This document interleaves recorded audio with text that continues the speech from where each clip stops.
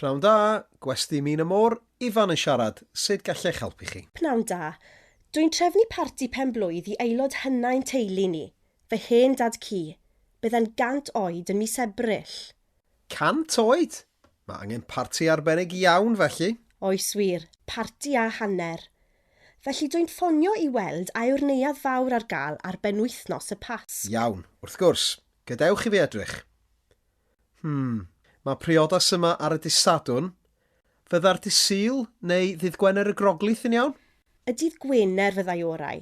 Diolch. Iawn. Pa fath o beth dych chi eisiau? Te prynhawn neu ginio? Te prynhawn fyddai orau. Tua 3 o'r gloch? Wrth gwrs, dych chi'n disgwyl llawer o bobl? Fydd eisiau llawer o fordydd arnoch chi? Bydd. Gorau po fwyaf. Mae 10 o wyrion, 25 o or-wyrion ac 1 gor or-wyr gyda fe. Bydd na 125 o bobl o leia. Yr iengan flwydd oed a'r hynna'n 100 wrth gwrs. Popeth yn iawn. Mae'r neuadd yn dal 160 o bobl. Gwych. A beth am fynediad I gadeiriau olwyn? Mae'r ystafell ar y llawr gwaelod, dyw hi? Mae yna 4 o'r gwesteion yn defnyddio cadeiriau olwyn. Does dim eisiau chi boeni am hynny. Mae'r gwesti'n hollol addas I gadeiriau olwyn. Dyn ni wedi rhoi rampia wrth bob mynedfa, a mae lift gyda ni.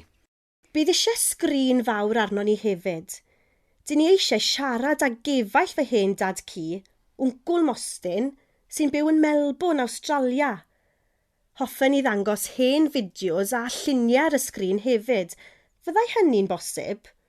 Byddai, wrth gwrs. Cyn I fi anghofio, mae fy nwy gefnither i'n figan ac mae alergedd cnau gyda un o'r plant lleia. Oes bwydlenni arbennig gyda chi? Oes, peidiwch â phoeni.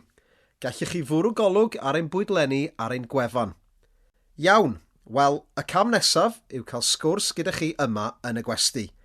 Gai gymryd eich enw chi a chri ffôn? Debra Lewis, 776 482. Diolch.